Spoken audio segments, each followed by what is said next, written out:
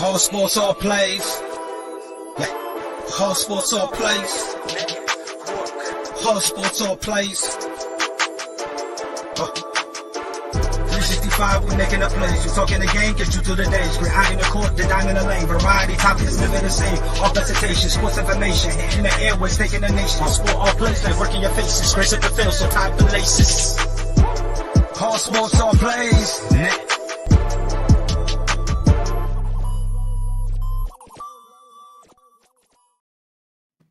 Welcome back to episode 46 of He's on Fire podcast. We have a lot to discuss. We already had a lot to discuss. I actually had to cancel some Arizona State content, considering the news that broke, 2-3 hours ago, that Chris Paul is going to be out 6 to 8 weeks. We've already formulated a lot of what ifs backstage before we all came on.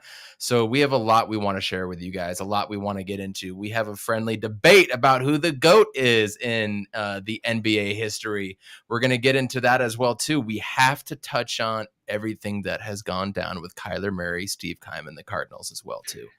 We haven't touched on it at all. I haven't wanted to talk about it because, you know what, sometimes no news is good news, and just me not talking about it makes me feel better about the situation and how poorly that organization is handling.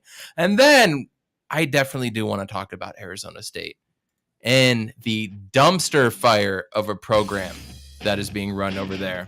ASU baseball started 2-1 this weekend. Looking forward to more. Arizona State takes on UCLA tomorrow. Them boys are coming up. He's on Fire podcast. Welcome back, y'all. Let's do this. Urbandici sets, loads up, and it is caught! Down strong! Blitz coming, Matthews, Palmer extending the play, crosses the field, Larry Fitzgerald. Larry Fitzgerald is insane to the 4-yard line. Crowder looking, throws it alley-oop. Oh! He puts it down! He puts it down! They're getting a little wobbly. And down we have shots out of you. A one race. They won't get him. Center field. The Diamondbacks are world champions.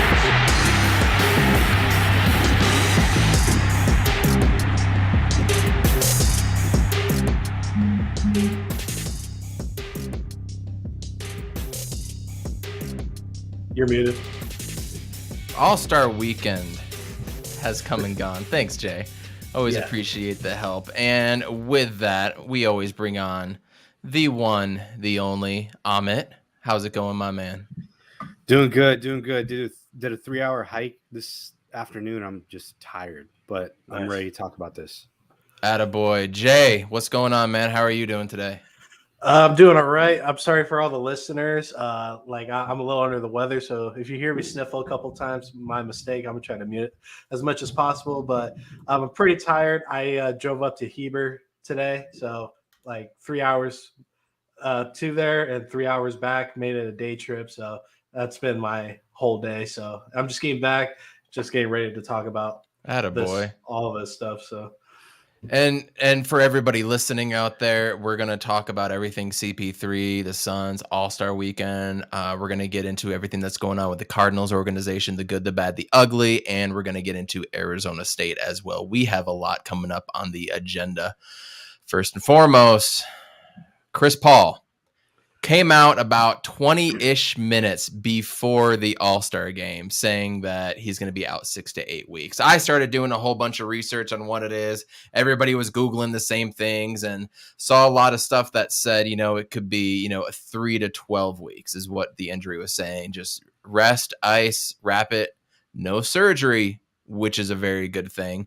And then Flex also dropped some news saying that it's looking realistically like 4 to 6 weeks is what their original timetable was. And it's the same surgeon that operated on Drew Brees last year when he tore ligaments and all that, came back to throw a football in the NFL in 5 weeks. And it was similar to Russell Wilson, though Russell Wilson had a lot more that happened to him, and he came back within 6 weeks as well, too, if you guys remember that earlier this year. So they're saying 4 to 6 weeks. I want to remind everybody he got the MRI on last Thursday. By the time we play again this Thursday, 1 week would have already passed.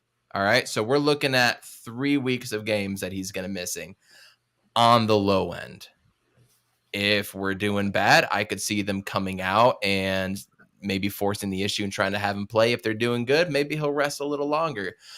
Initial reaction from me before I get to you guys was pain. It was just, hello, darkness, my old friend.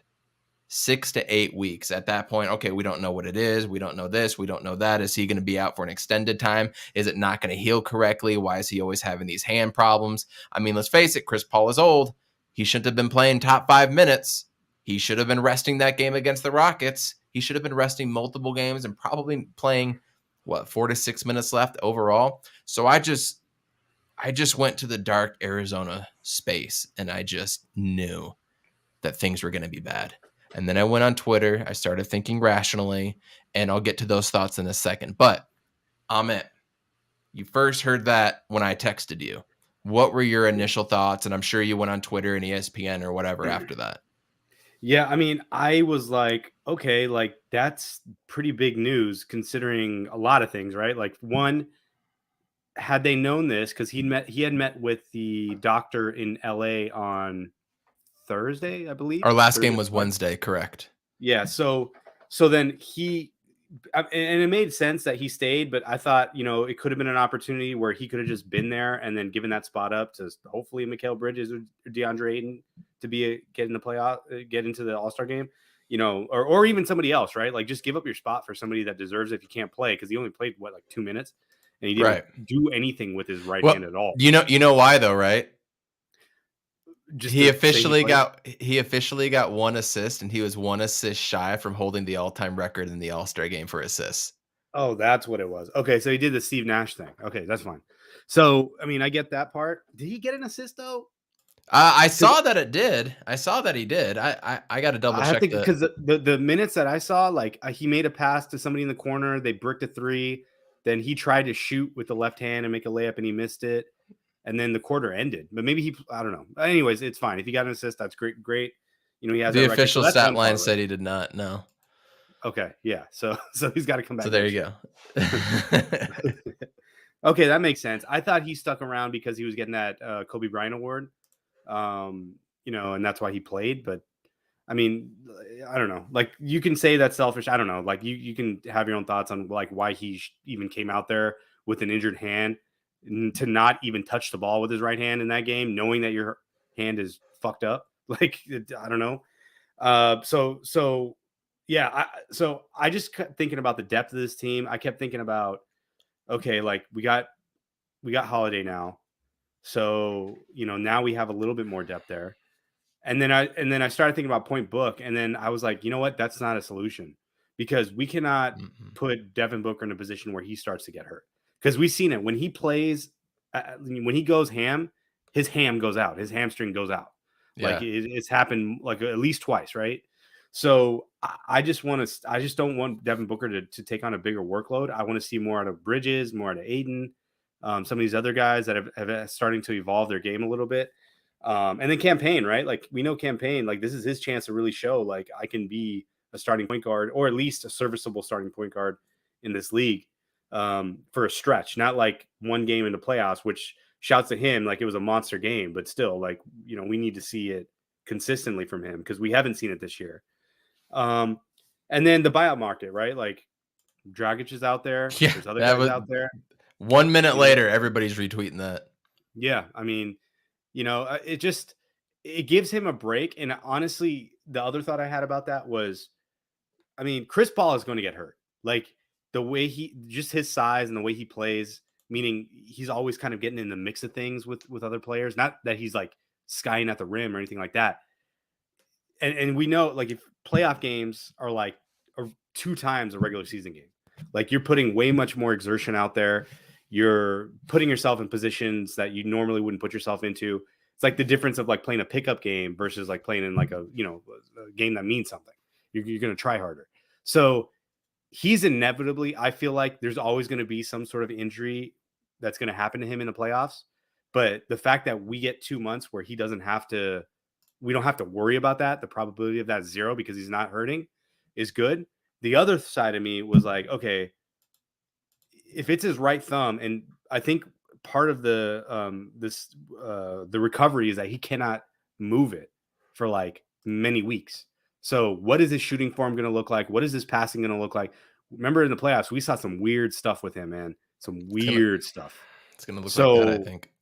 So that's the part I'm like, is he going to be rusty? Like, I think he needs to come back earlier so we can get him into game shape, because you can't just go like, okay, one game in the playoffs, or or one game in the regular season, and then okay, I'm going to go on this playoff run. It's like, no, you need to like build yourself up to get to that point. So, ultimately, I feel good because I think we have the depth and we have an MVP candidate. And honestly, if it meant that Booker didn't have to exert himself at that point and not win the MVP, and the other players stepped up, I would rather have that than Booker exert himself to a point where he can be a risk for injury and win the MVP.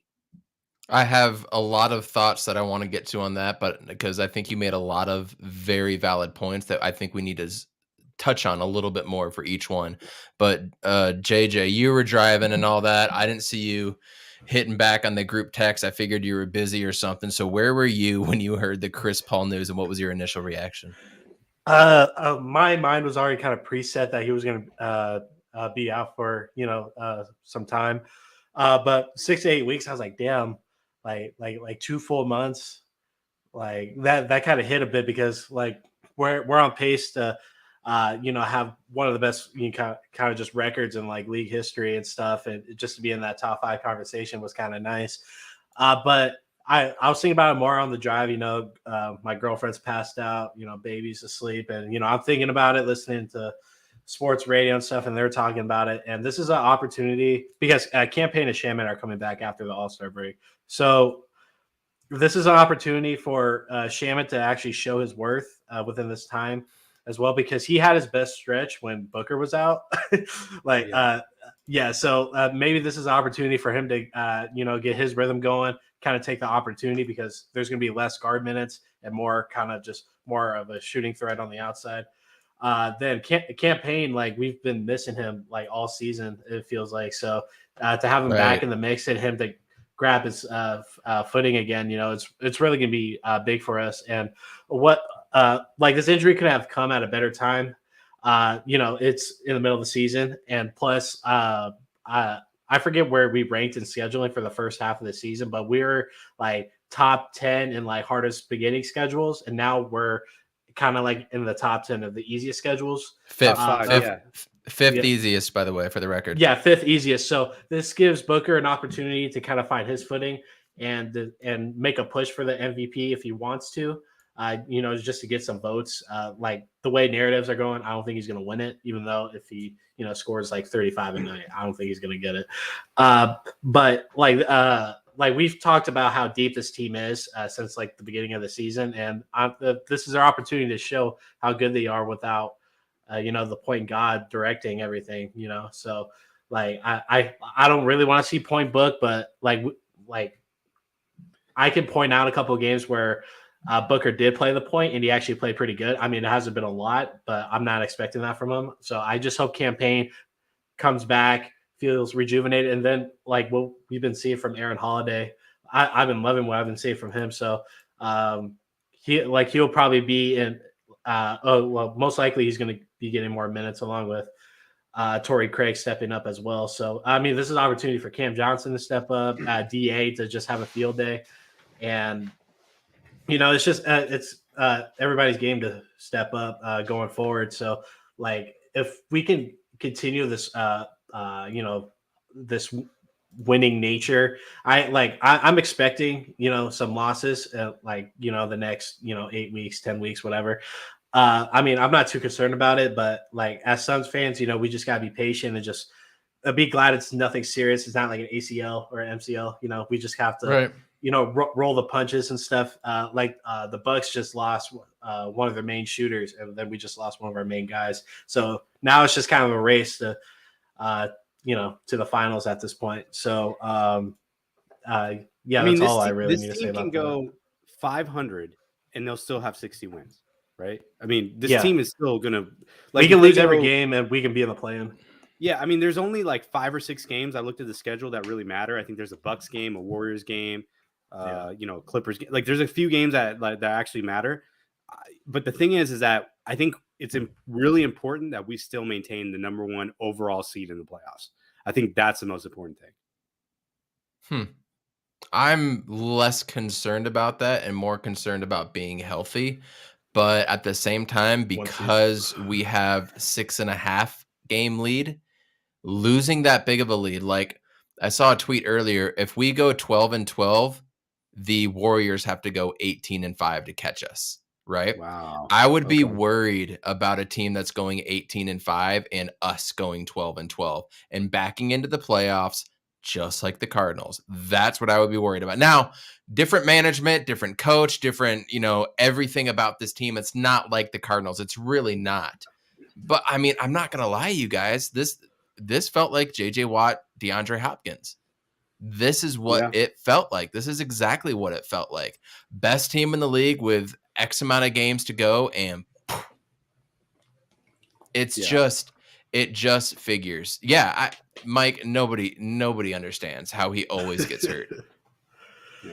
And he still played. But they did say if it was a playoff game, he would be in there and he would be playing. So before I give the rest of my thoughts, I want to share this real quick. I want to share my screen. Somebody tweeted this out. I haven't watched it yet, but it's a full 2-minute clip of. Whoa! I don't think I didn't share my audio. Hold on a second. Let me do it again. It's a full 2-minute clip of Monty explaining kind of what they're going to be doing without Chris Paul. He's already talked to coaches and everything like that. So let me share this real quick. Let's share audio. Boom, boom. I haven't seen this yet. I hope he's not giving away too much. So let me give me a thumbs up if you can hear audio. No. Hold on a second. Let me try to get this. I'm really curious to see what he says. So how about now? Can you hear that? No. Damn. I don't know why it's not sharing audio. I'll try to get it together so that you guys can hear this. So here's my whole thing about Chris Paul being out and why I'm nervous as hell about it. One, campaign who hasn't played in however many days, weeks even at this point, has to now be forced to be the point guard. If not, I don't want Elfrid Payton or Aaron Holiday being the point guard. So now it forces a guy that hasn't played in a while to already get jumped up to the starting spot, which means he's not going to have any rhythm with the second team. And he already hasn't played with he played with Torrey Craig last year, but he hasn't played with Aaron Holiday, and he hasn't played with Landry Shamet that much because they both have been injured on and off, or Landry Shamet was starting. And campaign hasn't played with JaVale McGee that much, or Bismack Biyombo if he has to play with him, right? So now there's not that rhythm there. I get frustrated with that. I don't want to see point book either. Maybe in spurts. I think in spurts it'll be a good thing. It can definitely help us. But when ISO book gets going, he's prone to turnovers. He's prone to bad shots. That's when this happens. That's when he starts fouling on fast breaks, and bad things just happen. He starts chirping to the refs, technical fouls, all that stuff. So I don't want to see a lot of point book. The big games against the Warriors, the Bucks, and all those, I really wanted to see how we matched up, but I don't know if we would have shown a lot this second time around, kind of like the last game against the Lakers last year. I don't think we were going to see that anyways.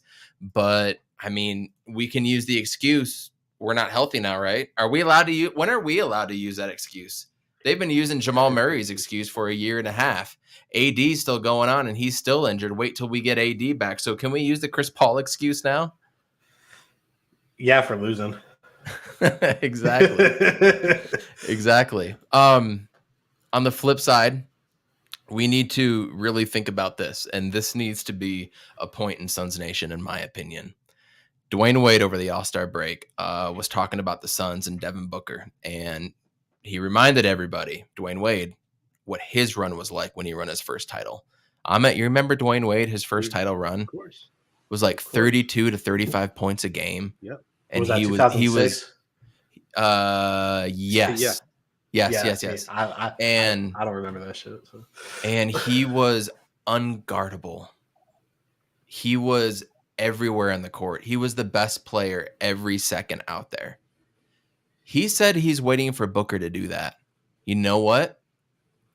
I think this is the time. I think Devin Booker being in the All-Star game, seeing the top 75 greats going out there, seeing AI and Jordan and whoever else you want to throw out there, I think this might propel him even a little bit more to want to be better. No Chris Paul, 6.5 game lead. What are Warriors fans saying right now? What are Lakers fans saying right now? Go into the comments. There's some pretty ugly things. It's Twitter, just like you would imagine. But I think this could be Devin Booker's moment right now. I really, really, really do. I don't think Monty is going to put him in a bad position like ISO book or point book too long. We've seen when guys go out, they just fill that space and they're still going their sticks, for crying out loud. He was still trying to fill Cam Johnson's space, right? Landry Shamet tried to fill in for Booker's spot, and he was in the same spots as Booker, right? So I don't think we're going to see something too crazy schematically from the Suns. I do think we're about to see a run of 35-plus point games like we've never seen before from Booker. And I think this could propel him to a top 3 MVP voting season. That's exciting. I mean, I would love to see that. The only thing is, with Dwayne Wade, when he went on that run, that guy got so many foul calls. And we know Booker does not get foul calls. So that's the only concern, is if he starts going crazy like that. I think we're going to see a different mindset too. I see a different Booker this year than I have, other years. I don't know if it's just because you guys agree, right? Like, he doesn't get foul calls. No. Like he don't. But I don't. I'm sorry. Let me rephrase. I don't think we're going to see the Booker that's going to complain and go down the court and then do stupid shit again. I think he's just going to have a different mindset about it. Yeah. I get that feeling now the more that I think about it, and I think we're going to see. We got to come up with a nickname for the Booker that we're about to see. MVP Book, or I don't know. Anybody, Bubble Booker 2.0 activated. There we go. Bubble Booker 2.0. I mean, Suns Jam Session, they call him BDB, Big Dick Book. I think we're about to see that 2.0. Espo calls it Armani mode. Armani mode? I think we're going to see Armani mode on spinners. Yeah. Wait, Jay, do you even know what spinners are now? Are those... Are you talking about the rims? Spinners? Yeah. There he does. Yeah. Yeah. So that's just my personal opinion. Hold on. Fabio had a question. Armani is Devin's middle name. So his government is Devin Armani Booker. So that's why Espo goes on that. Yeah. I mean, especially if Harden and Embiid struggle to coexist. I mean, Embiid's doing his thing, but I just feel like what Devin Booker's about to do now is going to be out of this world. It's going to be Charles Barkley-esque Amit. I hope so. The thing is, he's got to attack the rim more than what he's doing. If he's going to do that, like, he can't just settle for jump shots. He's got to go to the rim. I think that's what goes into the foul calls and stuff. I mean, that's kind of like a big reason too. But he's never at the line. But that goes into get called though. Like, but that goes into your point, Amit. If he does do that, are we worried about him getting injured then? Exactly. We have Mikhail to run in there. So that when I first started thinking coherently, that's the first thing that came up. The next thing was Kobe and Shaq 2.0. Points in the paint are going to be so important. Are we going to see DeAndre Ayton completely break out for 24 a game now too? Is that possible? I think it is. I think it's very possible. Jay, do you think we're going to get it to 8 more? Are we going to see more DA? If there's any time to do it, now's the time, right? Yeah, 100%. Like Aiden's proved countless times this season. He's missed a bunch of games this season, and like last season, the openings are there, and we haven't been seeing Butterfinger Aiden a lot. So, like, just feed him the ball, dude. He's like top 5 center in the league. Like, Devin has always struggled with finding DA just down in the post. I just hope, like, everyone can feed him, because, like, when DA's played this season, he's been pretty close to phenomenal in most games. And especially that Eastern Conference stretch when it was the Bulls, Sixers, and Bucks, and all that within like 4 days. So, and he played great in all those games. So, I'm just expecting, just good basketball from everybody, like at this point. So, like, this is opportunity for Mikal to make his making himself like an offensive scoring threat. I feel like he's still not respected by other teams about his like offensive capability, and he could definitely make a push. You guys notice anytime he gets the ball in the corners, he's always like, okay, if I'm looking at the hoop right now, it's on this side. He's gonna step this way. Like, do you guys see that? The way he crosses over, he crosses over this way, right? Yeah. So he protects the ball and he always crosses over. Teams are starting to get in front of that now with Mikal, by the way. I've noticed that a lot. Teams are starting to take that away, right? So whatever corner he's in, he's driving towards the free throw line, kind of a banana cut, but he always steps over that way. He never leads in with a foot that's closer to the free throw line. He always crosses over to protect the ball and go. Teams are getting that. And then he just found another way to score. So I completely agree with you to a point, but teams are starting to take him a little bit more serious. So I wonder how they're going to start guarding him too. But Amit, DeAndre Ayton, are we about to see a breakout performance the next 24 games?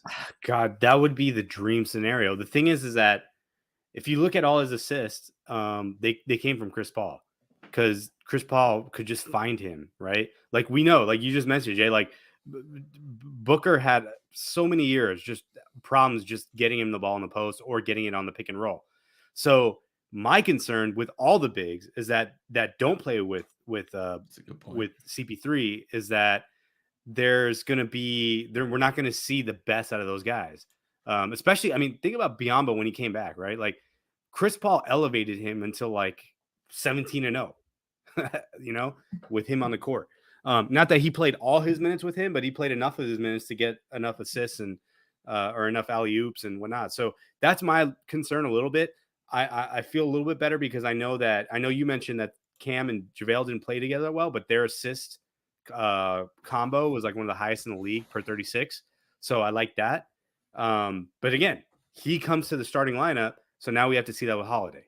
So that's where it's like, okay, like, that there's a little bit concern. So my concern is with that, but we got to go to Ayton in the post. We got to come up with some new plays that get him mismatches or get him just post touch where he can just do the jump hook.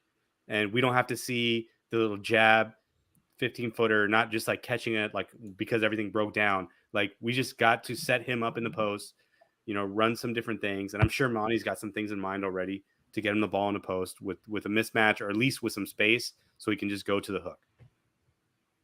I just saw a tweet that came out a few minutes ago from Cameron Cox from 12 News. Devin Booker and the Chris Paul injury. He'll be back when the games matter. I love that mindset. Yeah. That is just a killer mindset. I love that. Jay, I don't want to graze over the Mikal Bridges point. I just had a point I wanted to make too. Oh yeah, for sure. I think the combination of Jay Crowder, Torrey Craig, Wingstop, the four of them, I think we're about to see a next level defense as well too. For sure. I really do. I think with Campaign as well. I mean, Campaign brings something different that Chris Paul does, and that's speed, right? Yeah. We don't have that. So maybe we can do something a little bit different. Throw in more wrinkles. This could give us, Monty and us, the Suns fans, more of an opportunity to throw different types of wrinkles in as well too. We've already been seeing it. I mean, Amit, you shouted out Kevin for the 4-point play. Nash. Kevin Nash. Kevin Nash. Gosh, I'm so sorry, Kevin Nash. You pointed out the different things in his newsletter that they were already doing. So I think with a guy like Cameron Payne, you can do even more because of his quickness and his quick first step and his ability to finish at the rim. Something Chris Paul doesn't do. Chris Paul don't finish. He doesn't do that anymore. Yeah, but the thing is that I got to block a user there. Lord Almighty. When you put Campaign in that position, though, we've seen it, right? Like, where we're like, what are you doing, bro? Like, just make the right play. And that's my concern is that can he do that consistently as a starter for 38 to whatever minutes, right? Yes. because it's only a certain amount of time. It's not for a full season. So I think it just mentally, like 3 weeks, I can do this for 3 weeks, or 4 weeks, I can do this, right? And having Aaron Holiday and Alfred Payton as backup, I think definitely helps. But Cameron Payne in the bubble, Cameron Payne during playoffs, Cameron Payne in the playoffs when Chris Paul was out. We've seen it before. And I think our coaching and our camaraderie, our team oneness, whatever you want to call it, I think just elevates everybody. Oh, and one more thing. Well, with the speed thing, we're already like a top 5 team in pace this season. So with campaign leading the charge, dude, like Wingstop, like, Yeah. like it's gonna be crazy. It's gonna be Torrey Craig lob like against the Nuggets in the playoffs sort of thing, you know. So I am campaign. If you watch this, when you drive in the paint and you're like, you know, you're like doing all that crazy dribbling and stuff, like you usually draw 2 defenders towards you to double team you. Just throw it up. DA's right behind that guy, you know. So soon as that other center starts looking at you, starts pressing up, just throw it up. He's right there. Yeah. He's there every time. So did y'all see this? Did y'all see Devin Booker try to rip through on Chris Paul and they were laughing? No, I didn't see that. That's funny. That was awesome. Hey, Roy, if you find that clip, send it to me on Twitter. I would like to see that. That's funny. I saw it on here earlier. If I see it too, I'll tag you in it. That was awesome. So all in all, this could be a good thing, just like it was a good thing when Ayton was out. This gave a lot of other guys opportunities to rise up a little bit. I think our whole team is going to, because I think they see the opportunity they have in front of them. I really do. So now we're talking Mikhail, Cam, Jay Crowder, all these dudes just getting a little bit better and a little bit better. Cam Johnson has made some tough shots. Shots that he didn't make 2 or 3 years ago. Like hand in the face, still moving, fading away left or right, not just back. And he's hitting these shots. I just think these guys are going to be able to elevate it even more. Like the sense of urgency just gone up, right? Sense of urgency just went up. And that's what happens in these scenarios. So I'm bummed. I'm a little pissed. I'm angry at the sports gods. Why? But we do have a chance to come out of this better on the other side. And I'm not throwing this season away, boys. No way. No No, way. absolutely not. No way. The Warriors would have to go off like in the next like 20, 25 games, and we really have to shit the bed for us to really fumble this bag. So, has anybody in the chat or you guys have any update on the Draymond Green injury? Does anybody know? I think he's still out for another 2 weeks. See, Elixity's on my level. That's what I'm talking about. Did you see that Draymond told Booker he should have started? Really? Yeah. Well, you know, he should have said that to Wiggins. He should have went to Wiggins and been like, bros, like you're not a starter, bro. Be blessed. Be blessed, man. Facts. Did you guys watch the All-Star game? I did. This is the first time I've watched it in like 8 years. I watched it. I thought Book had a good performance. He had a great alley-oop with the finish on the with the left hand. He had a couple threes in there. For taking 18 shots, I would have liked to hit a couple more, so his percentage wasn't where I thought it was or thought it should be. But I mean, I guess it was entertaining. I wasn't expecting any defense or anything. Steph Curry went absolutely crazy. He hasn't been able to do that all season, so I hope that this doesn't propel him a little bit. But man, it was a fun game, I guess. The dunk contest, I don't even want to talk about. That was a waste of time. There was the better best dunks thing in the All-Star game in the word. Hey, who's that Knicks guy? Toppin. Toppin. Obi Toppin? Yeah, he's actually really good. He was like the only good dunker out of that whole contest. But he had, I don't know if you've seen, he had an I think it was on Christmas Day actually. He had an under the leg dunk, in-game dunk. Oh, really? That was sick. Like it was sick. He's an in-game dunker. He's an in-game dunker. He's not one of these guys. Yeah, no, I miss the days. That clip. I would have lost it if I was in that arena watching that. Just in game. Oh yeah. So my favorite one, I know everyone's going to say Aaron Gordon Levine. My favorite one will forever be probably Ahmet's too, is Vince Carter in 2000. Yep. I don't care what anybody says.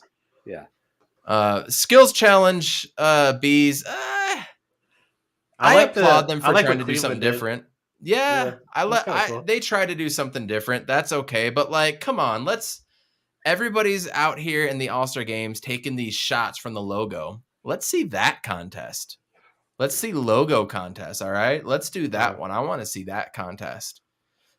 Yeah. It's just lost its flair. I used to make a tradition every year during All-Star weekend. I'm not going to work. I'm not going to do anything. I'll even watch the celebrity game. I can't even do that because it's a bunch of B-listers and C-listers in the celebrity game, for crying out loud. Do you know what game I want to see in the All-Star game? Like they can throw out the skills challenge. I want to see bump out. Yeah, let's go. They pick 12 players. You know, they can be C, B, average, whatever. I don't care. I think it'll be funner with like A tier players in the league, and then just playing bump out. I think that would be really fun. Honestly. Yeah. Knockout, bump out. Yeah, same thing. Poison. I completely agree. I would rather see that. There's so many more things you can do. Like, let's do a best pass league or competition like they do in the NFL, except it has to be behind your back. And you got like these, I don't know, machines going like this, and you got to, perfectly weave it in between traffic behind your back. There's a lot more things they could do. Look at the skills challenge in the NHL. Skills challenge in the NHL is a lot of fun to watch if you guys don't do it. Hardest slap shot, you got to hit the targets on all the corners and X amount of pucks. That's a lot of fun. One-on-one. There we go. All-star mascot wrestling. Benny the Bull going crazy. Let's go. I'm all about that. Who can float it the highest in the paint with it going through the hoop? I don't know. There's so many more things that you can do. What they've done is just water it down. It's just a money-making machine, and it's just boring. It's all about the 3-point contest. I want to see Devin Booker and the Toronto Raptors mascot in a ring. Oh, player on mascot? That would be funny as hell. He's on fire. That's what I want. You remember when Robin Lopez had beef with like all the mascots, and it was kind of like a running joke? You remember that? Yeah, he would knock him out, wouldn't he? Yeah. It was like every mascot. I think that would be so funny. Yeah. Screw my idea. Let's roll with yours. I want to see that. I would rather see that. I would rather see two players on both ends. You can get one miss or something, and then do a free throw contest. Who can hit 70? Who can hit 80? I'd rather see that. Yeah. King of the Court. There you go. King of the Court's cool. The thing is that even like pig. Pig, horse, whatever. Like the thing is, like, you see the best dunks because they're in-game dunks, right? And they're spontaneous. It's not like they're pre-planned. So you see, like, we saw Rudy Gobert do a 360. Like there was just that was actually pretty awesome. cool. Yeah, it was cool because he went the other way. He didn't go the normal way. He went like the other way that people go. So it's like, and then you see like the 3-point shooting, like Steph going off, like that's the 3-point contest in game. And then the skills challenge is there because you see people trying to drop these dimes. Like Trey had one where he did like a behind the head sort of thing. Mm-hmm. Like it's just all those elements are there to make, like, you don't have to have those other things. Although I always want to keep the 3-point contest because that's just fun. But like they got to make it so people want to watch it because it's just like Booker was the only one playing defense in the first quarter. And then when Booker got the ball in the third quarter for the first time, Giannis randomly wants to play defense and steals it from Booker and goes to the other end. I was like, dude, what a bitch move. Like, that's the first time anybody's tried to take it away. Yeah. I don't know. There's a lot of things wrong with the All-Star game. So NBA All-Star game has come and gone. We've got how many games until our next pod next Sunday? So we are going to have 3 games by the next time we pod next week. We'll do our Wednesday one, but we're not going to have any games. But we've got at OKC, home to New Orleans on Friday. So we got a back-to-back, and then we're home to Utah next Sunday. And Utah is going to be playing for something. They're going to have almost their full lineup. I honestly don't even care about the other games. It's so every game is so important right now to get an extra 13 to 15 wins. Like, just focus on the next game coming to you. So I just want to focus on OKC right now. How are you guys feeling about that game without Chris Paul? I mean, I'm sure the line's going to be like, -10 or higher for the Suns. Like, there's just too much talent. Because if Booker just wants to drop 40, good night. That's it. There is Giddey's great. Shea's great. They have some talent on that team. We just don't know if it's, good stats, bad team. How does it fit together in a winning culture? Like, what's the actual core of that group? I love Lou Dort. I wish we had Lou Dort. I love that dude. Dort's But cool. you know, if we could somehow get him for Crowder, that'd be amazing. But you know, I that's a win. That's an easy one. I love that we have such an easy schedule going in to the rest of the season. As That's of why I said January, this injury could have come at a better time, man. So there's only like as 5 of games January left. 29th, Shai Gilgeous-Alexander has been out. February Okay. 3rd, Jeremiah Robinson-Earl. February 7th, Mike Muscala. Kendrick Williams, Ty Jerome, and Lugens Dort are all day-to-day. So obviously expect that to probably change coming up. Who said it? After Tiger 25. Thanks for coming by. I haven't seen you in the chat before. Really, really appreciate you coming by. Hit the like button, share this out too. They're gonna come out hyped. I kind of think so. Yeah. I kind of think so. I mean, what better way than to come out against OKC and win by what, 26? Just blow them out. That's on be the done road with or it? home? That one's on the road, and then we're home for the next 1, 2, 3, 4 games. Oh, beautiful. I love that. I am bummed that Miami Heat game, we're not going to have Chris Paul for that revenge game, but you know what? They didn't have Jimmy Butler and Bam and some other dudes, so why not? But games like that, I wish, you know, they were full strength and we were full strength so we could see each other battle head to head, but we'll see, man. I don't even want to get into the New Orleans game. I don't even want to get into the Jazz game. I'm solely focused on OKC, one at a time at this point, right? That's the mindset. I mean, you just got to hope that they don't hit 23s or 20 plus threes like that, because that's like, you know, that's pretty much like, lose. Yeah, I mean, that's how we'll lose. But I really think they're going to come out focused. I really think that they have an understanding now that, like, okay, we don't have Chris Paul for a long period of time. We got to figure out how to win without him. Yep. You know, and so you know, is that sense of urgency? Yes. Sense of urgency goes up. At the same time, we got to make sure that these guys play within themselves, because then you don't want to see, you know, Mikal Bridges taking 20 shots a game. You know, you don't want to see Campaign do some crazy shit. Like, everybody's just got to play within themselves. The offense works. Let's just do that. If it doesn't work, give it to Booker. He'll close it out. Yep. Keep in mind. Summed it up perfectly. Yeah. Keep in mind, they're going to be really double teaming Booker now and really throwing the book at him. So Devin needs to be in his cookbook, and I think he will. Yeah. The cookbook. I like the cookbook. I like that. So, all right. We're going to move on to some Arizona Cardinals turmoil. It only gets better. So, you guys, thank you for coming out and watching. Thank you for being participants in the chat. We really appreciate that. Please like this and share this out, whether you're on Facebook, YouTube, or anything like that, and catch us on Apple Podcasts and Spotify, Google Playlists, all that stuff. Leave us a good review. We really appreciate it. And if you so choose to, please donate at our Anchor website. Everything's in the description below. We appreciate you guys. Share this out so we can get more in here. So the Arizona Cardinals. We haven't talked at all about Kyler Murray scrubbing everything during Pro Bowl weekend. There is an article that came out saying now that Kyler Murray went to the Pro Bowl and he was able to experience it with all these other players and everything, and hearing from different people, you see pictures of him laughing with the Green Bay Packers coaching staff, that changed him. Like, he saw a taste of something else outside of Arizona, and he wants that. But then Hollywood Brown, receiver from the Baltimore Ravens, just a few days ago, comes out and he's like, I'm going to retire from video games, agent, to play video games. Agent comes out and says no. And then, you know what he does, Hollywood Brown? He scrubs his Instagram and only has 2 photos on there. And then there's a whole bunch of stuff coming out about CeeDee Lamb wanting to play for the Cardinals, or maybe it's K1 wanting CeeDee Lamb to come to the Cardinals. So I'm honestly not 100% sure what the hell is going on. All I know is that he is a top 3rd tier quarterback. He's in the top 33% quarterbacks in the NFL. Like, period. End of discussion. He is. He could be number 13 or 12 for you, or 11. I guess it would be 11, about 10 or 11.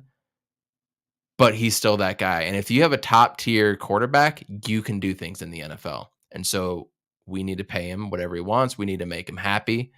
And I think a lot of that's going to do with Cliff Kingsbury getting the boot next year, because I don't know, JJ, I got to tell you, I can't wait for Sean Payton to become our coach next January, bro. That's where I'm at.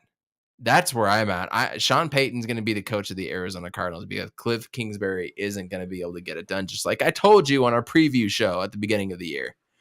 So Kyler Murray scrubbing, comes out with a weak ass statement. This isn't what I'm about, even though you're the one that did all this and created the drama to begin with. Right? So that's what K1 did. We still haven't heard anything from Cliff. We still haven't heard anything from Keim or management, really. Everything's silent. So, JJ, what the is going on with the Arizona Cardinals, bro? So how I first took it when he scrubbed his Instagram, like the first thought that came to my head was just like he's just unhappy with management and stuff. And he definitely got all the blame for that loss that we had against the Rams. And that I like, yeah, of course he deserves partial blame. Like he played like shit. Like no one's gonna say he played good, but blame needs to be spread throughout the whole team. And a lot of Cardinals fans that I follow, that I've unfollowed, throughout the weeks and stuff, have been kind of going crazy with just blaming Kyler, this, that, and the third. American flag as a profile picture, saying all this crazy shit. It's like it's gotten pretty crazy. Like Bidwell and Keim have a reputation of kind of just throwing players under the bus, kind of like from the outside, and like they haven't shown progression their whole reign. Yeah, we've had glimpses throughout the years, but it's not it hasn't been long. It's been the short reigns and stuff and little glimpses in this franchise's history. So like I took it as Kyler's not happy with how this team is being run, and I think Kyler wants certain things to change. Keim went out and got JJ Watt and got Hopkins and put a nice offensive, package around Kyler, but we've had the same O-line since Josh Rosen, and Josh Rosen was getting cooked. So things need to change on the O-line front. Some things need to change in on the defensive side of things. And Cliff, he's in the hot seat, man. Like he's been in the hot seat since week 12 with all this losing, all of a sudden he can't coach, and like he's acting like a peewee coach on the side, and now he can't just close out games and stuff. And like Kyler's 24, like he's young, and he's expected to kind of flip a franchise around, a losing franchise that's never really gone over that hump at all. We just saw what the Bengals were able to do, and this Cardinals team can do it. If this Cardinals team was in the AFC, this might be a different story. But don't get it twisted with Cliff Kingsbury. He's been on the hot seat since week 16 of last year, or week 17 of last year. And we're in the same exact position that we were last year to now. 100%. So, like, this is going to be one of the most important off seasons, I think, in Cardinals history. Like, we have we have a franchise QB that could really change this franchise around. He's kind of put us on the map just single-handedly alone, being labeled the next Russell Wilson that can act, that can manipulate defenses to like not run what they were originally going to run, and like all this other stuff. And like Kyler's just that guy, and you need to put the proper pieces around this guy, make him happy, and like it starts with the O-line. Dude was getting blasted all season long. Like I wouldn't be happy too. Joe Burrow had to put up with it. LSU, they didn't have the best O-line either, so he's used to getting hit. So, but like I'm still on the Kyler train. Like if I was if I was Bidwell, make Kyler happy, pay him the money, give him the pieces that he asked for. Maybe a Hollywood Brown, maybe a CeeDee Lamb, because I don't know AJ Calvin Ridley. Calvin Ridley, get a true wide receiver 2, pair along DeAndre Hopkins, maybe keep Kirk, maybe not. We could probably roll with Antoine Wesley. I'm cool with that, honestly. But there's a lot of stuff that needs to change, and it starts with the integrity and the initiative and what like if Kime and Bidwell watch this, like really like think about the whole time you've been in charge of this organization. Like we had the 2015 run, we had the 2008 run, and then we had our run last year, and it was all the same outcome. We weren't the best team in 2008. All those games kind of came down to the wire. 2015, we had a good second half that put us up top, and we got clapped by the Panthers. Bruce Arians retires, and then he decides to coach Brady. So that, like, and then this season, like, we had one of the most amazing starts I've seen from the Cardinals ever, or just from an Arizona team ever. And then just to see a collapse like that, I've never seen a defensive coordinator and a head coach go from coaches of the year to being like basically fireable. So like I'm mad at just how this team is being ran right now. Again, I'm on the Kyler train. I'm on his side of things. Yeah, he doesn't talk about his game inside. He doesn't talk about his game outside of like on social media and stuff. He doesn't really talk about it like that. And we're only given what he puts out. And with Chuck Harris, I don't know how credible he is, but he kind of sounded like a hater in all those tweets that he put out, and he kind of got blasted for it. And he tried to backtrack and double down and stuff. He might be really credible. I have no idea, but it sounded like a place of hate. It sounded like the Arizona Cardinals inside front office wanted to push some stuff out to kind of, change the path and blame Kyler. So it just seems a lot of camaraderie and fuckery. So that's basically what it is. Before Amit, you get your comment in, I want to piggyback off what B said right here. Do you guys think Cliff lost the team when he let the Oklahoma job rumor stay alive? No, I don't think he was ever going to go to Oklahoma, but I do think he lost his team, and he just has a history of losing his team. And I said that like my very first podcast. I said that. Remember Isaiah Simmons asked him if they were in it for the long run? I don't recall that situation. Do you guys know what they're talking about? Bees, if you could type something out in the comments again and illustrate your point a little more. I'm very curious about that. That's interesting. Amit, I don't know if you were able to hear everything that I said about Hollywood Brown and CeeDee Lamb and everything that's going on. We haven't talked at all on this podcast. I haven't talked to you about it. We haven't wanted to talk about it. So because I'm gonna give you the mic. You know why we don't want to talk about it? So let me say the first thing. Sources say. What does that mean? What are we saying? Sources say. Sources say Russell Wilson wants out of Seattle. Where did he play last year? Sources say Aaron Rodgers doesn't want to play with the Packers. Where did Sources say there was a loud argument the day after the loss, and there was like doors being slammed and everything. And then a bunch of rumors came out. Sources say that never happened. Just because you have a blue check doesn't mean anything, dude. The guy, honestly, that would have to be the most nuclear, passive, aggressive thing to be like, oh, I'm just going to scrub my Twitter. There's a lot of stuff that these players do to create brands.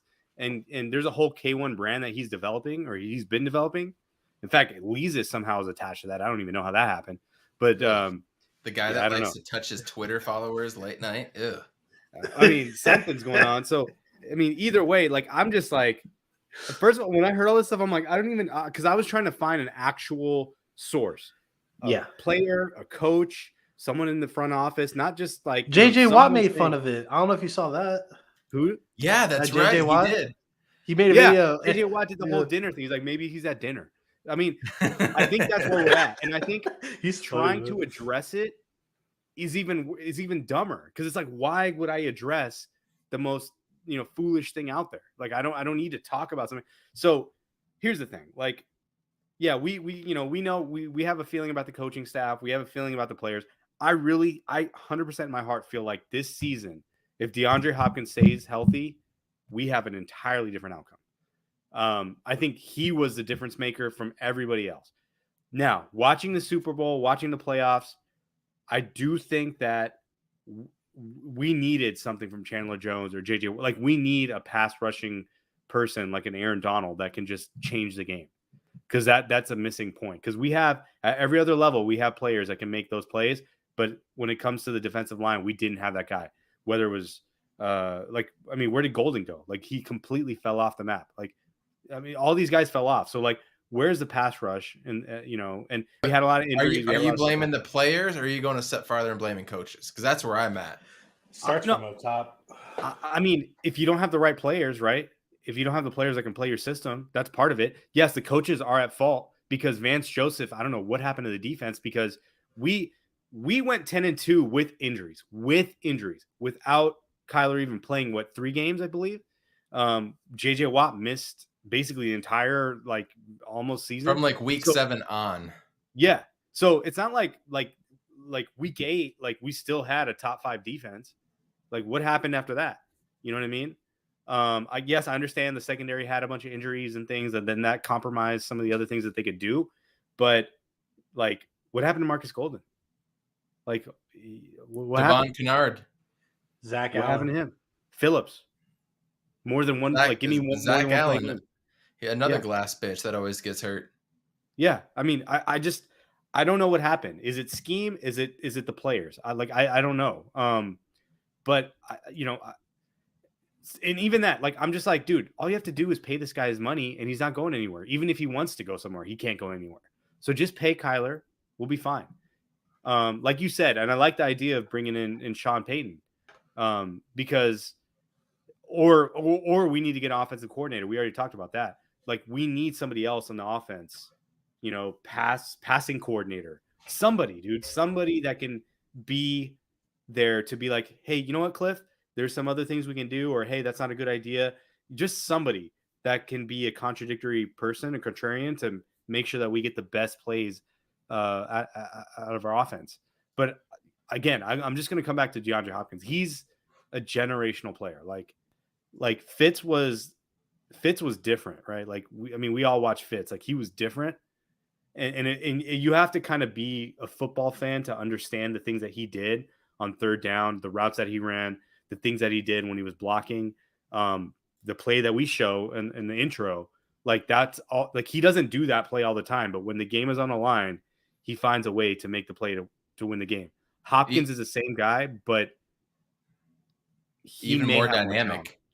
Yeah, he's more dynamic, or has more talent, or something. There's something different about Hopkins that that you didn't get out of the Fitz. Man, I just got flashbacks of that incredible catch for a touchdown that he had against the Packers. And that's the play that he got hurt when he just stuttered. He stopped and then went for it. He's so dynamic. And you're right. I don't know if we beat the Rams. We might not have played the Rams. We might have had a home field advantage. We might have won more home games. We probably would have won that Packers game, for crying out loud. I mean, the game that me and Jay went to, we threw an interception in the red zone, the first time down or something. And with DeAndre Hopkins, we were at the 3-yard line. 3-yard line. And we're passing it. Come on, Cliff. Someone needs to pull up the advanced stats. When you throw a screen pass to DeAndre Hopkins, I feel like when he played last season, it was either a first down or a touchdown. But now we're doing screen passes. So shifty. AJ Green. AJ Green. What is that? That's a pick 6 or something else. It's not even. You know what I mean? So the ball goes out of bounds. DeAndre Hopkins is shifty like Manu Ginobili was shifty. Manu's a little bit taller. Keep going. They were just as shifty. The way that Manu could do his Euro step, the way he was able to go behind the back, step back, and do things just in traffic, and just how he was able to go around reminds me of what DeAndre Hopkins does, because neither of them are the fastest guy. DeAndre is obviously more athletic than Manu, but neither of them had bursting speed, right? But the way that they were able just to go around guys, I have a better was comparison. Incredible. Kyrie. No, I mean shifty, just like the way that he was able to do a Euro step in traffic and get around people and whatnot. It's just the way DeAndre moved like that. It always reminded me, because it almost felt like in slow motion when DeAndre was doing that stuff. The Kyrie comparison's good for a running back. Let's say like a Le'Veon Bell in his prime, where he would just kind of like just kind of there and just bust out. I'm trying to think of a current running back though, but yeah, I think he's more of like a running back, and that's the case. Yeah, but because that play that he did against the Packers when he did the stop, let him go, then he went forward. That's some Kyrie shit, to me. It was just, it was baller. It was baller as hell. That's all you can say. DeAndre Hopkins is a baller. And I did read some articles that DeAndre Hopkins is willing to restructure his deal to have more free stuff this offseason. I'm interested to see how that comes up. But isn't it weird how the Super Bowl's over? It was a week ago now. We still haven't heard anything from this organization, Amit. Dude, you want to hear something funny? So when the Eagles beat the Patriots 2018, I had to go to South Jersey, right? Swedesboro. I remember the place I was at for work. And I went there at the beginning of March, early March. So it was like a month after the Super Bowl. You couldn't tell that the Super Bowl had ended. Like, it was like Eagles everywhere, right? So I'm in LA. I go to work. A lot of the people I work with went to the Super Bowl. We had an Aaron Donald cutout that they put out in our lobby area. We had Matthew Stafford cutout. After Super Bowl, I didn't hear a single word about it. Not only that, I believe the Rams had a Super Bowl parade this week. Bro, no one came. The only reason I know is because that chick that fell off the stage, right? But yeah. But if you look at the crowd, if you look at the crowds at those things, like it looks like Trump's inauguration. Yeah, nobody here cared that they won. Nobody here cared. They would trade the Rams Super Bowl for a Lakers championship, for a Dodgers or Dodgers champion. Yeah, USC even. Probably. Not even they're fair weather at USC too. So the only thing I'll say is like, yeah, it's been like they've only been here for like what 5 years. But still, dude, they were here before. I mean, it's a national football team. Like, dude, if the Cardinals got to the Super Bowl, like, we know what happens when the Cardinals go to the Super Bowl. I'm flying down there. I'm getting blackout for days. I'm going bankrupt because I'm buying so many Cardinal stuff. If they win, Glendale will look like The Last of Us, bro. Schools will be shutting down. Schools will be shutting down. If the Suns win, dude, did you see the airport? Like after we won the Western Conference Finals, dude. Yeah, bro. We had more people at the airport waiting for the Suns after the Western Conference Finals than the Rams parade. Yeah, so it just kind of shows you. I mean, I'm curious to see what the Rams are going to do next year. Everybody's talking about Sean McVay retiring and whatnot, or even Aaron Donald. I don't think that's going to happen, but I don't think they're going to be that team that they are this year for sure. Especially with Odell Beckham going down for probably the whole year. He's probably not going to come back. It's just this was one of those years. Like if you talk to anybody that watched it, like this was just this was flash in the pan. What? Was it like a flash in the pan? Nobody wanted to see the Super Bowl. Nobody like okay, maybe something interesting will happen, and then nothing interesting happened, and it's like okay, we'll never see the Bengals again until they improve their offensive line. That may take several years before they do that. The Rams have 0 draft picks. They have no way to improve their team. I mean, like they are what they are, right? So it's like everybody wants to see like the Chiefs versus whoever the best team in the NFC or the Bills, right? Or the Bills, yeah, correct. But one of those teams. I mean, who are we talking about next year? I mean, out of the NFC West, depending on what the Rams do, I don't think anybody. I mean, Whitworth is probably gonna retire. Their star left tackle. That's going to be hard to get. Can you re-sign Von Miller? You probably not. Aaron Donald's going to do his thing. The stud cornerback Jalen Ramsey, he's obviously going to stay around. Their safety depth was shoddy at best. What's their wide receiver room going to look like next year too? There's a lot of question marks surrounding that team, especially since they don't have any draft picks. The Niners are going to look good. I think we're all scared about the Niners. They may not because Garoppolo's gone. They're going to go to Trey Lance. So who knows what that looks like? I trust Shanahan. I got to be honest with you. Shanahan scares me more than any other coach right now in the NFC. I mean, their roster is probably the best constructed roster. Top to Except bottom, for the- yeah. 100%. Except for the quarterback position. Because Yeah. that's where it's like, you don't know.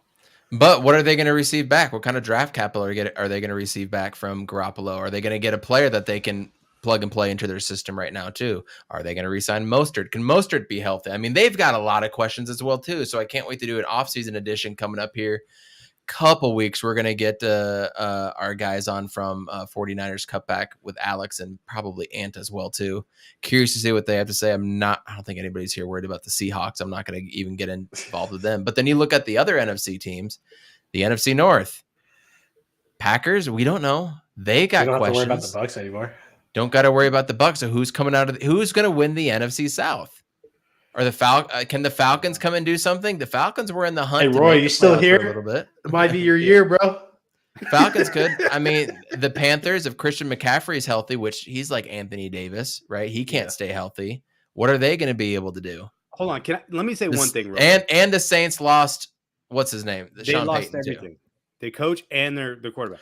And their running back is in trouble with the law now. Kamara, after what happened after the Pro Bowl 2 weeks ago in Vegas. Dude, if anybody says that Matthew Stafford is a Hall of Fame player, then we have to let in Matt Ryan, because Matt Ryan is closer than Matthew Stafford. Philip Rivers is closer than Matthew Stafford. There's a lot of guys that we have to talk about before we talk about Matthew Stafford. It's just because he won the Super Bowl. It's recency bias. I know. That's all it is. But you can't deny the fact that he's averaged over 4,200 yards for like 12 out of 13 years. Yeah, but he's only a pro. I think he was an all-pro only like one time his whole career. Not Pro Bowl, all-pro. But whose fault was that, though? Was that more the Detroit Lions or his fault? Well, he stayed. That's a good point. He stayed. I mean, shouldn't we be celebrating that? I mean, he stayed with the team that drafted him. Isn't that what we want as sports fans, to stay there? Are we dinging him now for that? I don't think we should. Well, I think we're comparing two different sports, because if basketball, like, people just move, right? Like, you can just go, they have player empowerment. I don't think football players have that same player empowerment thing. Oh, who's higher up on the echelon of greatness, if you will? Damian Lillard or Matt Stafford? Matt Stafford. Lillard. On greatness? Lillard. On a greatness scale. Lillard. Stafford has the stats. Lillard, he hasn't done anything. Lillard's got a Super Bowl. Moments that are iconic. Stafford. He's got some iconic playoff moments. Where's the ring? Ring. I need a finals performance. Not even a ring. I just need a finals performance. I mean, that bubble run too. He had a bubble run where he was just putting points up like crazy. I mean, the year before the bubble, they made it to the Western Conference Finals. Yeah. Which was more than Stafford ever did at the Lions. I'm not going to ding him for being on the Lions, but you can't ding him. Yeah, you can't ding him for that though, because I feel like if they had Ndamukong Suh, Calvin Johnson, Barry Sanders, and Matt Stafford all in their primes, and you can throw in Johnny Morton too, for those that know Detroit Lions football, and Dre Bly, you could throw in all these guys in their prime, and the Lions would still find a way to come out 8-8. Yeah. So. And Matt Patricia. I would probably give it to Lillard, but to me, I think it's like this. I don't know, man. That championship really boosted him, but let's see what he does next year too. I don't think Cooper Kupp's going to have the season he did this year. What's that? I think when like a high caliber player like switches teams in football, I don't think it's really that much of a big deal. You kind of see what they're doing. Like, after the 2015 run, I was in favor of Larry leaving, honestly, because he put in his time here. So, like, might as well go play with a contender, because in football, rejected. That's probably the hardest chip you can win in professional sports, in the U.S. at least, is a Super Bowl. I would say Stanley Cup. I still go NBA Finals. I think the Super Bowl is kind of a random thing. Like, I mean, it's just because of the parity of the NFL. Like, the Bengals had a chance to win the Super Bowl. Like, we're talking about a team that like did they? How many games they won the year before? Like 1 game or 2 games? Three to 5. Well, like Burrow was out like the whole season. Like, he like week 4, broken leg. Yeah. No, that's fine. But I'm talking about the season before that. But when they got him, as Oh, number before that? 2. Oh, yeah, Like yeah. 2. Yeah. I take that All all right, back. Raptors- I think an NCAA championship in basketball, going through a 64 team 68 team tournament. I might say that. Just with all the Cinderellas and all these, I think that's the hardest. And I do think that's the most fun sporting event in America for what it's worth. Which, what a great plug to say that we're going to have a bracket this year. So I hope everybody comes and joins the He's on Fire bracket. I've got a lot of people that are going to join up over here. I hope you guys can get your significant others or some work buddies too to join in. I got some family that's going to join in too. We're going to have as big as possible of a pot to come out and play the NCAA tournament bracket this year. It's going to be fun this year. It's an interesting comp though, right? Stafford and Dame. That is interesting. Watch in a couple of days, like fucking Bleacher Report puts that up, that comparison. ESPN skipping Stephen A. Go battle for 10 minutes. But I mean, there's a lot of guys that didn't win that you know Stafford isn't as good as, like Dan Marino. Like that's no question. Dan Marino was a better player. Facts. I don't know much about Are we Dan talking Marino. about guys that didn't win? I'm just saying, yeah, let's talk about guys that didn't win that are in the Hall of Fame. I'll take Stafford over Matt Ryan every day of the week and 3 times on Sunday. Yeah, you take Stafford over Ryan. Big time. I'll take Stafford over Ryan. Yeah. Oh yeah. Is that because they choked? Is that why? Well, they both choked, but Stafford's been so much more consistent with a worse team. Matt Stafford is more my ideal QB. I just in my head at least. What other quarterbacks? Can anybody in the chat, or can you guys think of any other quarterbacks that haven't won a ring? Like Boomer Esiason. Jay, you're not gonna know who that is. Boomer Esiason. I think I'll take Staff, but that's just because I watched the end of his career more than anything, so I'm not 100% sure. I'll take Stafford over Matt or Flacco. Yeah. I mean, that's an easy one. Okay. Flacco. That's how many rings does Flacco have? 2? Ooh, Mark Bulger. He has 1. No, I take Stafford.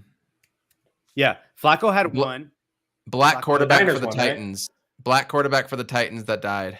Oh, Vince Young. Number 9, not Vince Young. Played with Eddie George. Steve McNair. Eric McNair. Steve McNair. There's a good one. Yeah, McNair's cool. I like. I might take McNair. Yeah. What about Johnny Plummer? Manziel over Matt Staff? I'll take Stafford over Plummer. Take Plummer. What would you do? Staff. Yeah. Matt Leinart, USC or Matt Staff? No, I'll go with Stafford. I'll go with Stafford. Leinart, even at USC, he had elite talent everywhere around him. Like that was ridiculous. Andrew Luck. Andrew Luck. I would take him. Andrew Luck is cold, man. So Andrew Luck is like, if he had an offensive line, and that's something that the Cardinals need to address, because you do not want to be in a position where you have, because dude, when I used to watch college football, Andrew Luck is the greatest college football player, not quarterback, football player I ever saw. The way he would throw the ball, the way that he would run an offense, it was different. Him and McCaffrey together was crazy. I mean, there was something different. The way he would get the ball out, the way he would turn his hips, it was so violent. It was just something different about him. And then when we got to NFL, he just they never put an offensive line in front of him. Yeah. I got a list. Top 10 quarterbacks to never win an NFL. Who would you rather have, Matt Stafford or these guys? Let's start with number 10. Jim Everett. I have no idea because that's before my time. Yeah. I saw Everett play with the Rams, right? He was with the Rams. I mean, there's a lot of these guys that were like injury prone. So I would take Stafford. Michael Vick. All day. Vic all day. I'll take Vic. I'll take Staff, dude. Vic couldn't throw the ball for shit. Are you kidding me? That accuracy was hot garbage. Yeah, but he could take it garbage. 40. Every once in a while, he would find a guy. He won one playoff game, bro. He won one playoff game. I'll take Staff all day long. In Green Bay, he won it in Green Bay. That against Favre. That was one of the best performances I've ever seen. Number 8, Steve McNair. Number 7, Dan Fouts. I didn't see Fouts enough. No, I didn't either. Donovan McNabb on this list? That's a good one. I'll take McNabb. I'll take McNabb was McNabb. cold. I'll take Yeah. McNabb. You know, I hoop Next with one. him. I hoop with McNabb. No, you Oh, don't. did you? Lifetime Fitness in Chandler. He would go. Don't lie to So us. he was there. He would randomly just go there and hoop. Anquan Bolden was there too. This was when he was in his contract year, and so we were playing them. And I was like to Q, I was like, yo, man, like if we win, you got to resign. And he's like, yeah, man, yeah, whatever, dude. Like, and then they obviously they spanked us, but you know, cool story. I bet Bolden is good at basketball. He said good. he always said he was the best basketball player in the league. He's good. I mean, Number 6, Warren Moon. I'll take Warren Moon. yeah, dude, that guy is ridiculous. Number 5, Phillip Rivers. I'll take Stafford over Phillip Rivers. Rivers had such an innate ability to throw the worst pick at the worst time every single year. Yeah, but like besides Antonio Gates, like who else did he have as a receiver? Danian Tomlinson. He had LT. Oh, he did. Oh yeah, he did have LT too. Yeah, Matt Stafford. Yeah. Number 4 is before our time. Fran Tarkenton. Number 3, Amit. Randall Cunningham. I take Cunningham, dude. He had 2 careers. He had a career with the Eagles, which was basically like he was like the first generation of running quarterback. Michael Vick. Yeah. Or anybody, Kyler, any of these guys. Like he was doing all this stuff before them. Then when he went to the Vikings, he became like Steve Young. Like he was like. Well, he had Randy Moss too. That definitely helps. I mean, yeah, but he got him the ball. They were 15-1, dude. Yeah. Gary freaking Anderson against the Falcons, man. 15-1. I'll never forget that game. Who was the dope running back for Atlanta that did like the Dirty Robert Bird? Smith. Jamal Anderson. Jamal Anderson. Yeah. Oh, that one dude that did was the sick. Dirty Bird. Yeah. Number 2 is Jim Kelly. I'll take Stafford over him, to be honest with you, and then Dan Marino. I don't know. That's the list. Jim Kelly's a tough one because He was a tough son of a bitch. he was a tough motherfucker, man. He wasn't great though. He was Good just tough as hell. Marino? Was he insane? I'll take Dan Marino over Peyton Manning. My comparison for Dan Marino is if you watch Justin Herbert or Abe or whatever, you watch him. That's what Marino looked like. Like just the guy would it. just For like 15 seasons. Was he a power arm guy or was it just a flick of the wrist? Everything. It just dude. he could go like this and it'll go 70 yards. The thing is, it was he incredible. Had to be in the pocket. He had to be in the pocket. That was the difference. Like he couldn't move around too much. He could get out a little bit, but he wouldn't scramble. He just needed to create time. Andrew Luck. It was like Andrew Luck in the pocket for sure. And the one Super Bowl he was in, it was against the Eagles, right? No, Miami lost to. Hey Siri, who did the Dolphins lose to in the Super Bowl? Because they lost on that kick, right? No, they got blown out. Come on, Siri, you suck. That was a problem. That was a problem with Marino. Is that? Oh no, they lost John to the Elway. Niners, 38-16 in 1985. Oh, Niners. Okay, Niners. Right, yeah. So, all right. Anyways, that's the NFL talk. That was fun. Amit, I know you probably got to get out of here soon. You're going to get in trouble. I don't want you to get in trouble at home. That'd be awful. So, but we need to get into 2 more things real quick. First off, what the hell is Anthony Davis doing on the top 75 list in the NBA? Recency bias, potential. I mean, like, can you phrase it like you did before the podcast to me of all he's ever done so far? Yeah, all he's ever done is have a run in the bubble. That's it. He had one thing that he did, and that's with a 5-month break in the middle. Yep. Yes, exactly. Yeah, I mean, he had Drew Holiday. He had DeMarcus Cousins, All NBA. He had playoff Rondo. He's had players around him everywhere he's been, even with the Lakers, and he just can't seem to be the guy. And we know that he wants to play the 4. He's not a 5. He needs to play the 5 for them to win. He's not healthy. And I feel bad because the last injury wasn't even anything where he was trying to. That's a good one, Bees. That's a really good one. I agree. Yeah, too. Gannon sucked, especially in the Super Bowl. That's a good comp though. Yeah. But yeah, I mean, he's a guy with all this potential and you see it from time to time, but you don't see it in the consistency in the games that matter, where he can just put a team on his back. I remember when I watched him in college, when Kentucky won the championship. Right. Dude, that Kentucky team was insane. Yeah. But he put the team on his back. Like he was the captain. He was the leader. But the difference was like the level of talent wasn't the same, right? Like we're talking about like Kentucky with like 7, McDonald's players versus like whoever they played maybe had like 3. So it was different, right? I mean, he's just not that player. He's not that guy. And I think over time history will tell us that like we'll be like, yeah, whatever happened to that guy? Like he had so much potential. It should have been Dwight. Dude, I was telling Ahmet this. I will take Ben Wallace and Rasheed Wallace over Anthony Davis. Are they not on the list?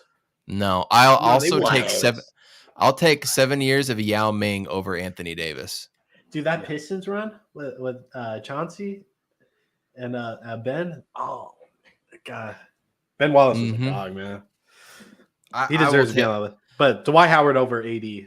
I mean, we could go on a list. We could probably make another list of great big men, that weren't on that list. Like, I just don't understand what Anthony Davis is doing on that list. That's a slap in the face to Dwight Howard, yo.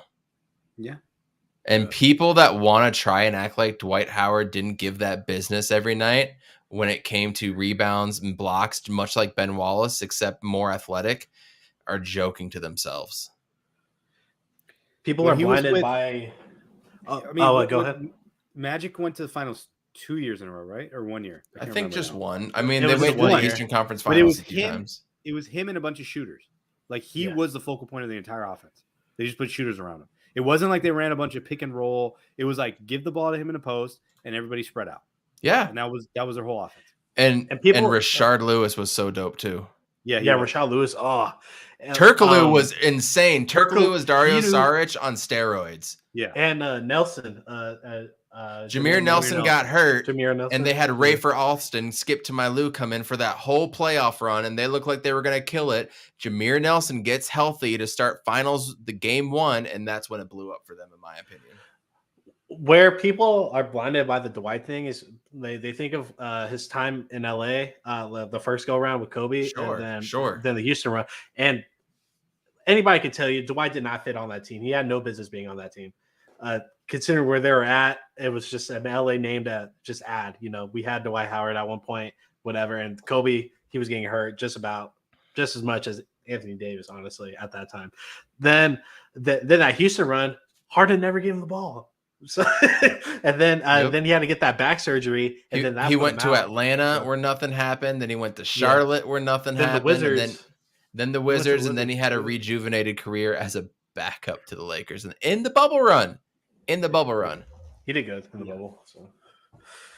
But anyways. I mean, if you take the first 10 years of Dwight Howard's career versus first 10 years of Anthony Davis, it's Dwight. I mean, it's not even like he got to a finals by himself, right? Pretty much. He won the slam dunk contest. I think he won Defensive Player of the Year multiple times. Rebound champion. He was the most dominant big man for a span. Yeah. Dude, Shaq gave him the reign, like, oh, you're the next, like God, Yeah. Just Tim Duncan couldn't score on him when they played against each other. Yeah. Yeah. I mean, like he's kind of in that weird period in the NBA where things kind of shifted to like all perimeter play and like the inside play kind of vanished because like the last team really was that Lakers team with Pau Gasol and Bynum and Odom where they played big inside. And then shifted after that to being like just perimeter. And it just kind of like he became obsolete, right? And like a lot of these guys are becoming obsolete now that don't have 3-point shots or at least some sort of like way to play on the perimeter. Yeah. That's why Jokic just like put on a pedestal all the way up here because he's a big guy that can pass and manipulate defenses and like shoot from the outside. That's where we're gravitating towards. Look at that is his Avi? Is that that's LeBron, right? No, is that LeBron or Kobe? Lennon, if you wouldn't mind, tell us. I can't tell; it's too small in there. It's 24. Dude, my son hates Kobe. Joker. My son hates Joker for what he did in the campaign. Because the campaign, the playoffs. Sure, he's like, I get it. He was like, we were watching the All-Star game in the first half. He's like, how can he be on the team? Shouldn't he not be able to play because he hurt campaign? I'm like, dude, You're right, son. I was like, yeah. Well, this is a perfect leeway. I thought Lennon was gonna hit it on the mark with this, like perfect timing. But we need to have a discussion of who the GOAT is. Me and Amit will die on this hill with thousands of other people, hundreds of thousands of millions of other people. We will always say it's going to be Michael Jordan. JJ down below us here says it's LeBron James. After going back and thinking about it, I am more than happy to give LeBron James the passing GOAT of all time. Like, you know what? That he can be the better passer. That's fine. When it came to everything else, LeBron don't stack up to MJ. Other than measurables, probably bigger hands, bigger shoes, 6'8", a little bit bigger. After that, JJ, what does LeBron James do better than Michael Jordan? like, this is gonna be a long rant if everybody's ready. I got this rejection button ready to go, bro. Rejected!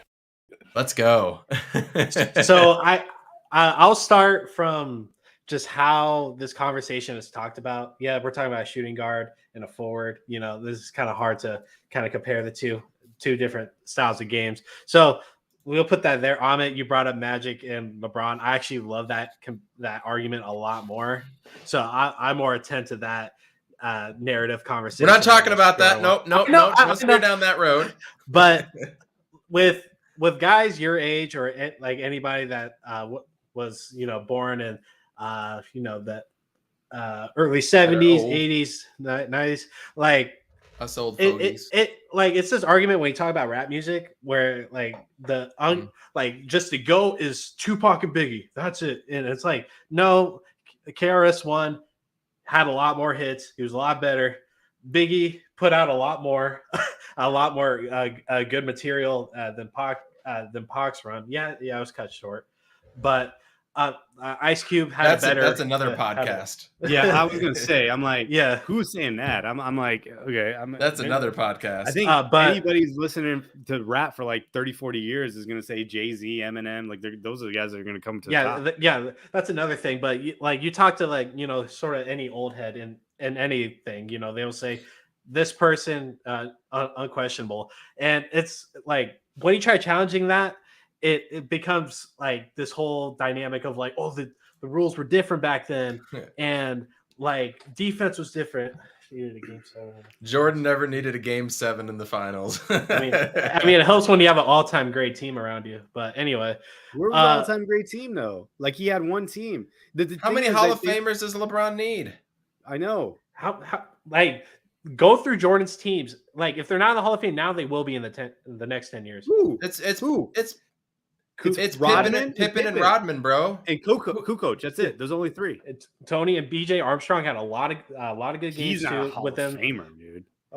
With that final stretch, like the couple years he was on. No one's talking about him. Nobody's talking about him. Nobody's talking about Steve Kerr. Nobody's talking about Luke Longley. No one's talking about Ron Harper. Let me get back to what I'm saying. Go. I will talk about Horace Grant though and defend that man at all costs. I love me some Horace Grant. So with this conversation, me being born in 2000, my first, my two goats to me were Kobe and LeBron, and I always gravitated towards LeBron just because like he was just an all-around a destruction from top to bottom.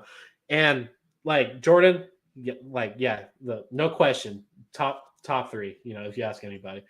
And it's just like I think with like LeBron haters, like they really try shooting down everything about what LeBron's done like through his whole tenure. He wasn't blessed with an all-time great coach, and he's never had an all-time great coach.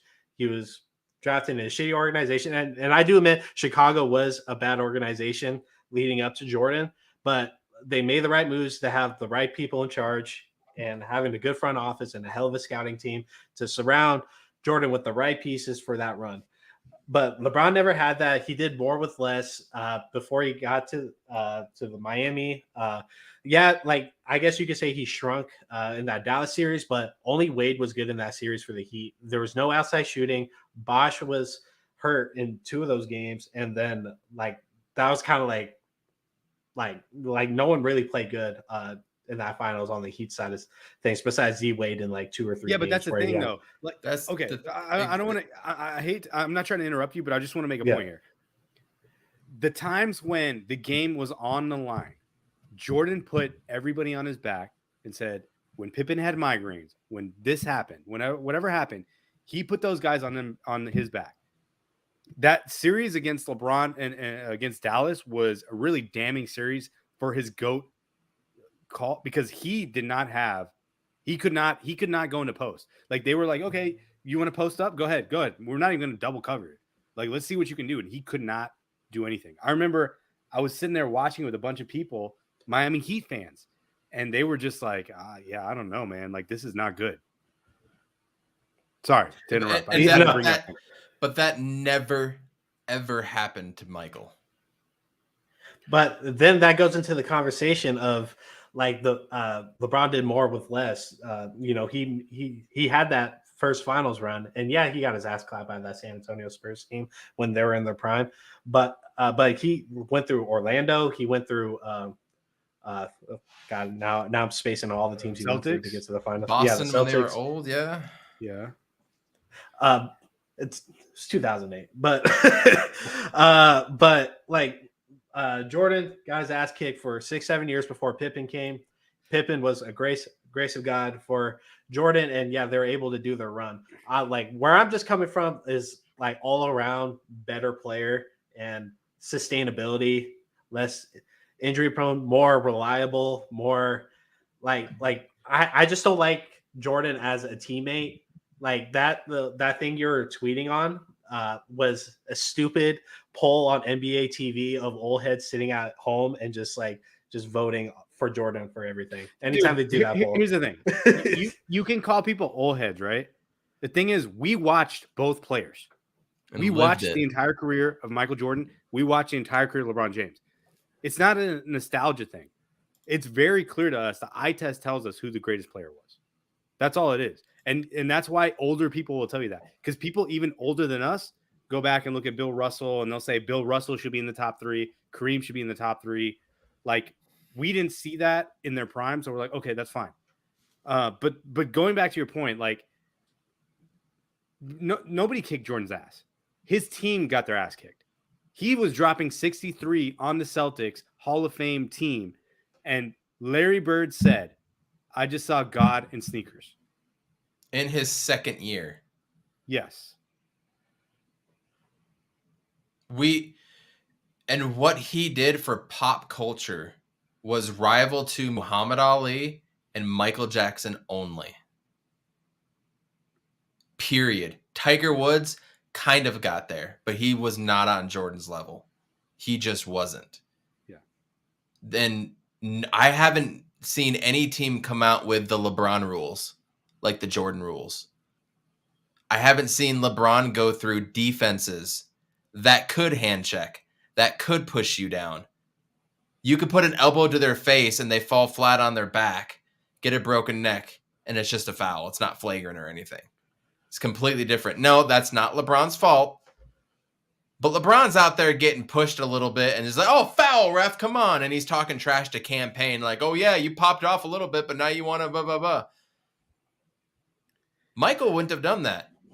And bullshit. MJ, no. Of Jordan bitching at the rest Michael Jordan's not going to sit on the bench and say that. He's going to be like, all right, you're going to do that. He's going to come back and drop 70 on your ass. He's not going to bitch and moan the whole time like LeBron does.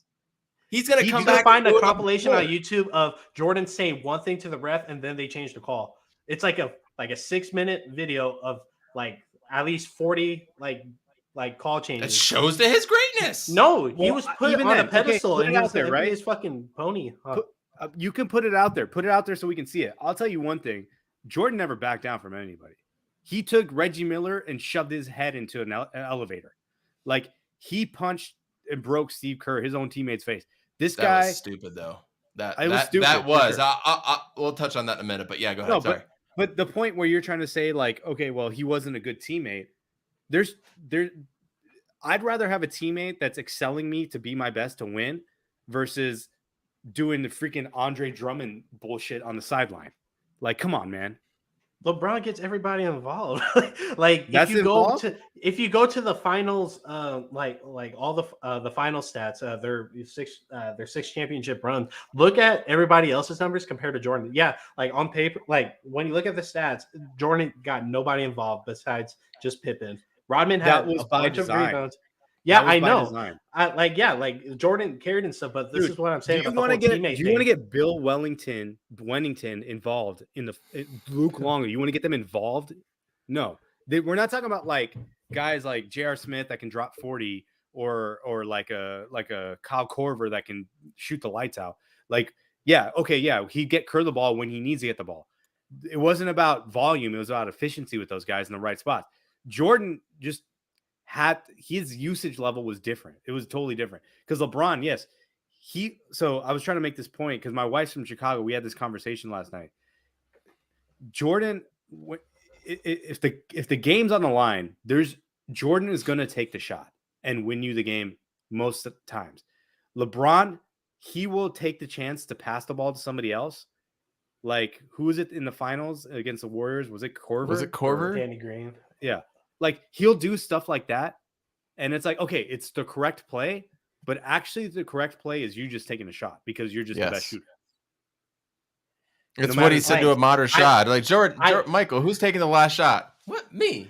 It's a stupid question. I understand. I understand that argument, and I agree to it to a certain extent. But this is like with the whole LeBron hating thing. People put Kobe like in that slot above LeBron for that same aspect. Yeah, he'll take the shot, but a lot of Kobe's like game winners was a bunch of bullshit on like 4 people. Like, yeah, he hit like 3 or 4 like when he needed it. I mean, look, dude, the thing about Kobe that's is a really good point, Kobe was a clone of Jordan. So to ever say that he was better than Jordan, it's hard to say when like you're a replication of the guy that you wanted to be, that you were better than him. You have to do something different that he couldn't do, right? But the thing about Kobe, and this is something I'll always respect, is that guy did not give a shit. He would always take the shot. No 3 guys on him, whatever, fade away in the corner. And yeah, he wouldn't make them all, but he was pretty spectacular at doing that. And to that comment you just put up, like if you put a player like LeBron and his physicality and his stature and his wheelhouse of things he can do, he would do this same exact thing. I don't know. I have a hard time saying that just because I haven't seen LeBron do that. That's all. Yeah. And because we haven't seen it in a physicality type of NBA, which we all want. Yeah, I mean, I'll say this, like LeBron's career is probably the greatest career of any player. To go to 3 different teams, win a championship in each place, to reinvent himself from being a small forward to a point guard with the Lakers, like all the stuff that he's done. Even tonight, right? Like he hit the game-winning shot. Like I thought that was badass. Like he hit that game-winning shot. I thought that was cool for sure. Yeah. But I mean, it's just like he's played like 7 or 8 more years than Jordan ever played. And Jordan still his averages are higher than LeBron in points, percentage, playoff, finals points. Jordan's against the Suns, he averaged I think like 41 points against the Suns in the finals. Like, I don't think we're going to see that again. Like, maybe we will, who knows? But like the fact that he did that over 6 games against the Suns, and you could say, the Suns weren't the greatest defensive team, but they did put in some installations where they would double, triple team Jordan to get the ball out of his hand, and he would still shoot out of the double and triple team. Like, I mean, it's just, look, man, it's not a nostalgic thing for me. It is nostalgic because I love to watch Michael Jordan play because there was only one guy that did that. Now, like, it's cool now. Like, okay, we can always talk about Iverson. We can talk about T-Mac. We can talk about Vince Carter. There's all these other great players that we love to watch, but there was only one guy that did it at his level, in my opinion. And I think a lot of other people's opinions. And it's just because we got to see all these guys play. Yeah. And Michael has an NCAA championship ring, by the way. Just want to toss that in there in college. Michael As they said earlier, never had a game 7, never backed down. He has 2 different three-peats. LeBron don't have a three-peat. He doesn't have 1 three-peat. He doesn't have 2 three-peats. He doesn't have 3 three-peats. Not 4, not 5. LeBron does have the best career stats-wise, but he also went and left 3 different teams to go play with more stars and rally more stars and ruined the game just a little bit more, in my opinion. And then when he left those franchises were in they were in trouble for a while. It took the Heat time to get ramped back up. Obviously, you lose the best player. That's going to happen. He didn't start that, though. He didn't start that. Whatever. I mean, he can start it, end it. I don't care who it is. Jordan never went somewhere to play with other all-stars. He wanted to win it for himself. That was the era. I get it. It's more of like a brotherhood now, and there's all these things coming out about, rights to work, and, they're all bonding together. Like, I totally get that. But Jordan never went to go play with all-stars. He never recruited all-stars. He never did any of that, man. He wanted to win it with who they had. And you can talk about having good management and whatnot, but that management, after winning 2 straight going into this last dance season, Jerry Krause wanted to push them all out and rebuild. So there was all that turmoil as well, too. The whole time while Michael was there. The whole time. Fought through it. LeBron didn't do that. LeBron wanted to get out. And then he wanted to get out again. Then he wanted to get out again. Oh, now he wants to get out again now. And he's pushing all these players out, acting like the GM. So in some cases, I think LeBron has hurt his career or has hurt the game. Not like as a whole, but he's definitely hurt the franchises that he's been a part of. Let's give him his flowers, though. Off the court, with the schools doesn't even compare to Jordan. He's done is pretty amazing. Yeah. He runs doesn't even around Jordan off the court. All around Jordan. All around. But the best Space Jam movie is the first one. That's the deciding factor. I never the first liked that Space Jam movie. I mean, did you like the second one though? Because that was terrible. I haven't seen it, to be honest with you. I like it because LeBron's my favorite player, but it's just another Space Jam movie. I mean, it's not gonna win any awards. But he didn't. No one else made a Space Jam movie. We didn't see like Barkley make a Space Jam movie or Kobe make a Space Jam movie. What movie was OJ in? I always forget. Naked Gun. Naked Gun. Yeah. When he came in the door with that big ass fro like this. Yeah. But like, right, guys, I gotta run. My son is like sitting right here. I gotta put him to sleep, so I'm gonna take off. Later, man. Sure. See y'all. Right, thanks for coming. All right. But there was no transcendent superstar like there was Michael Jordan. And that can't be. That's not even debatable. LeBron is not on that level. I will give you this. And I do mean this in the most respectful way.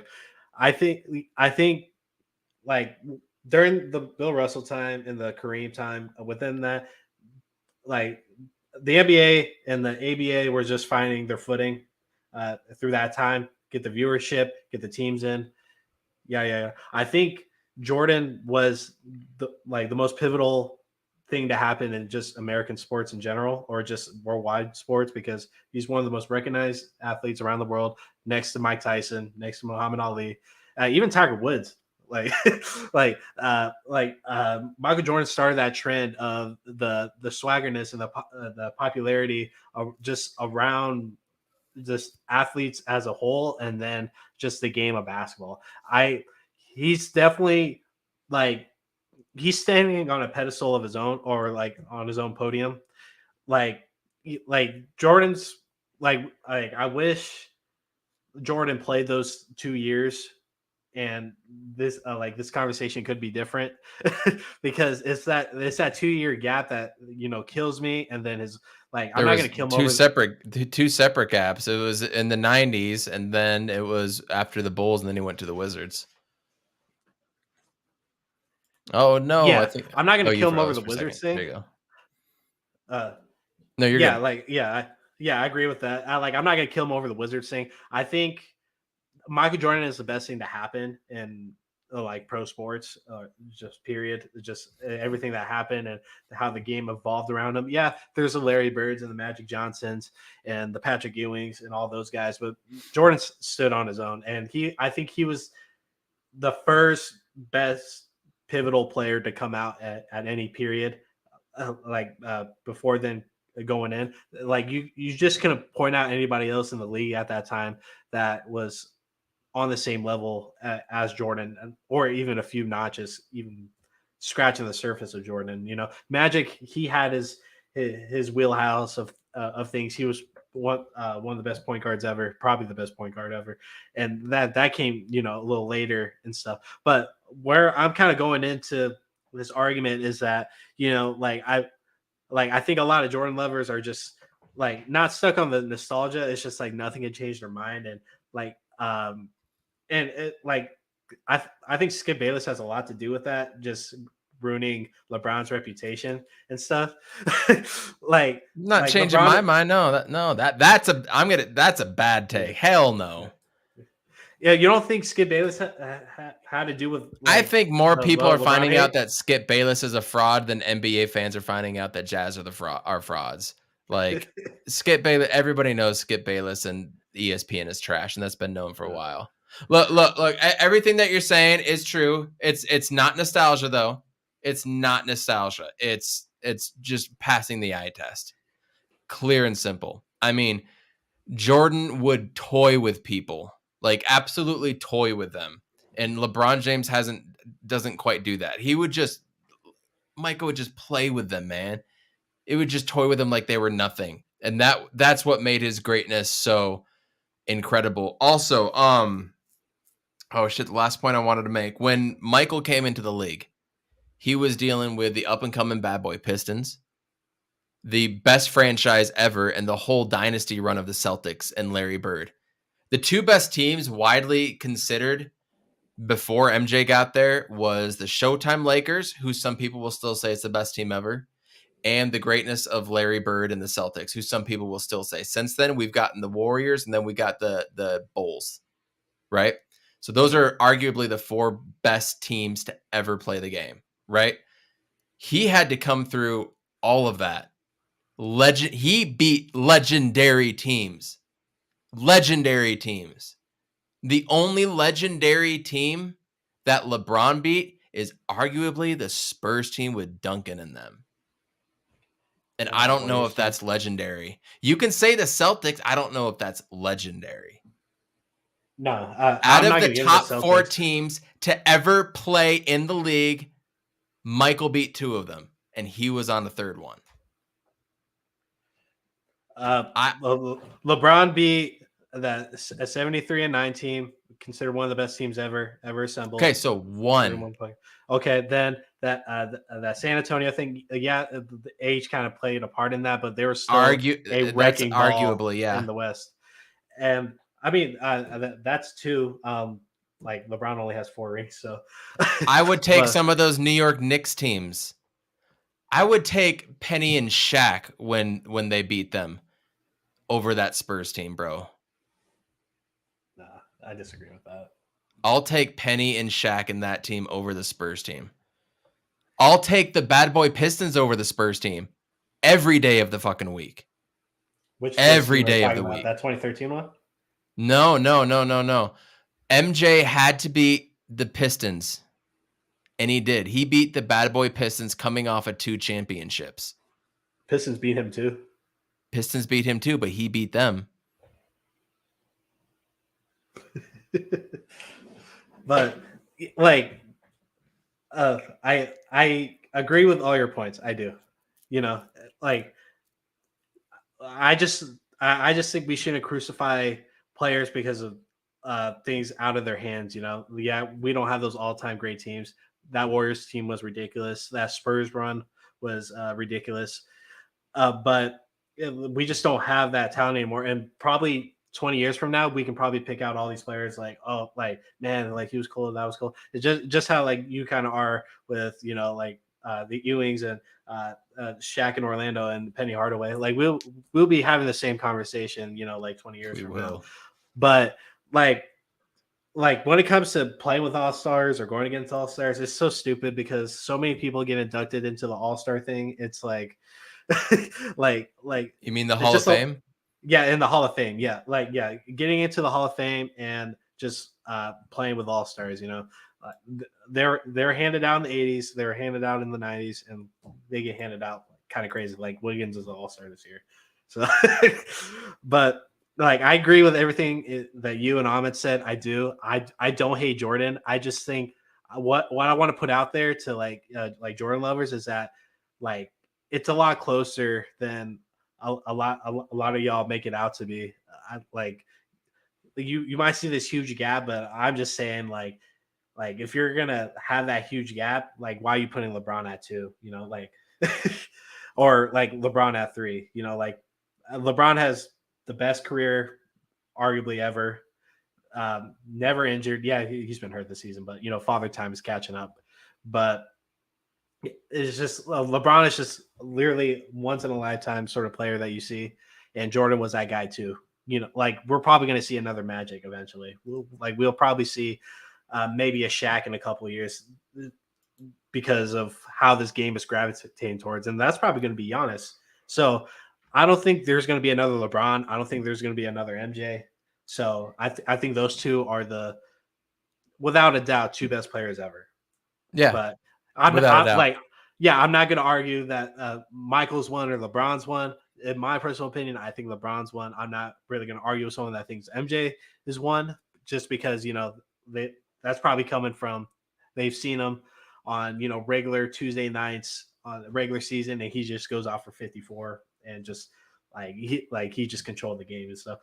The LeBron I've seen was when he won his first finals, when he took that Cavs team to the finals to play against the Spurs team. 2008.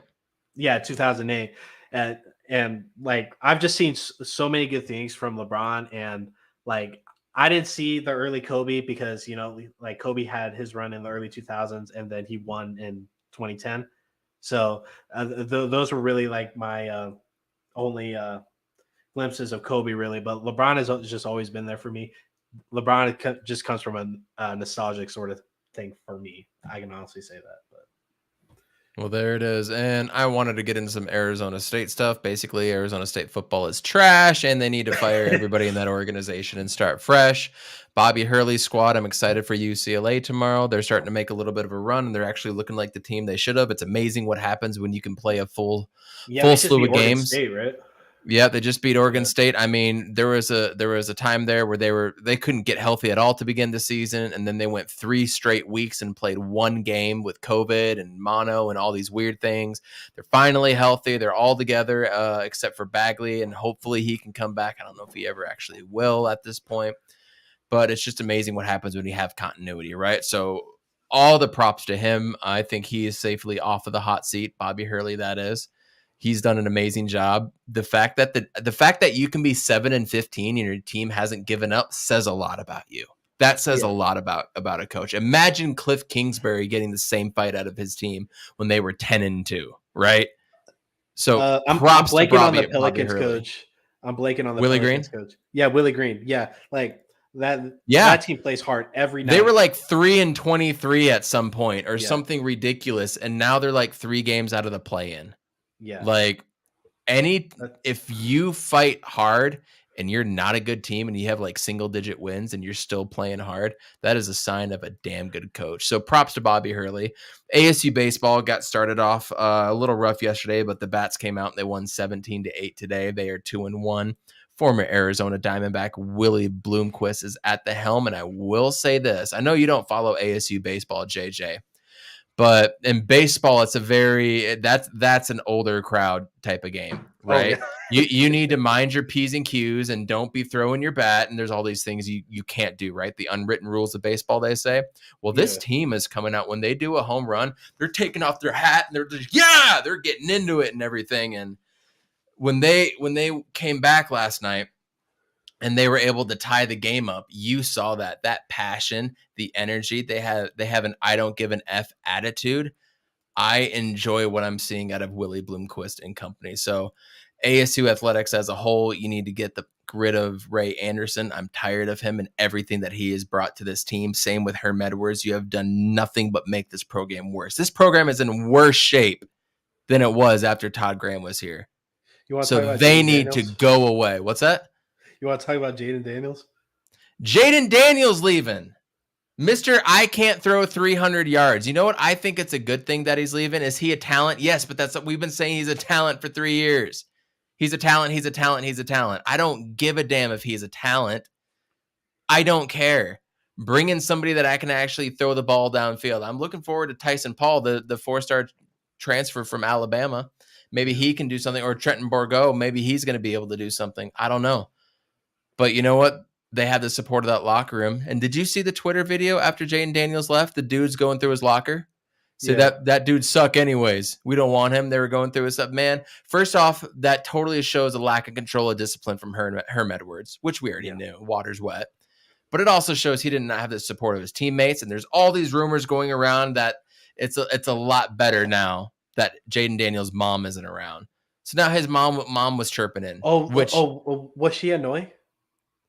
Apparently there's a lot of credit card charges that came out of her for all the illegal recruiting stuff for the plane tickets and everything. And she had a voice inside the program is what I've read, I've heard. And there's it's so much better now that she's not there, even in the last few days. That's what people are saying, which again shows more institutional lack of control on Herm Edwards' part. And Herm is still there. Now on the flip side, like going through all these things, who are you going to legitimately bring in, right, as a head coach? Who can you bring in at this point? You lost your recruits. Guys are transferring left and right. Your best talent is going to the NFL, obviously. Your offensive and defensive coordinators had to get fired. Don't say they resigned. They had to resign or else they were going to get fired. So you got fired. You had to leave. And there's all these recruiting violations. You don't even know what's going to happen. Are we going to lose 5 scholarships, all the scholarships? Like, we don't even know what's coming. Who's going to come in? So I get that. Why would you want to make a change? You got somebody here. Maybe he's trying to revive his image a little bit more. I don't know. But the fact is, it is in a worse position than it was when Todd Graham was here. And that is saying something, especially with what came out with Todd Graham in Hawaii. So Arizona State, I love you. Devil forever. But holy shit. My expectations were low, but holy shit. Awful. So I'm really looking forward to Bobby Hurley and his recruiting class. We got a 4-star stud that looks like he probably should be a 5-star point guard coming in next year. We got a big man from Arizona that's going to come in. I know he's going to hit the transfer market. I'm looking forward to what's going to come around. But you know what? Just beat UCLA tomorrow, and this would be the team to win the Pac-12 tournament. 2-hour pod, our longest yet, JJ. Episode 46. It was all about Chris Paul, man.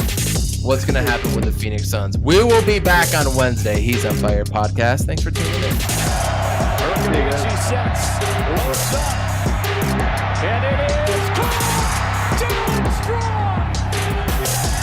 Blitz coming, Matthews, Palmer extending the play, crosses the field, Larry Fitzgerald. It's insane to the 4-yard line. Crowder looking, throws it alley. Oh! He puts it down! He puts it down! They're getting a little wobbly. Philadelphia just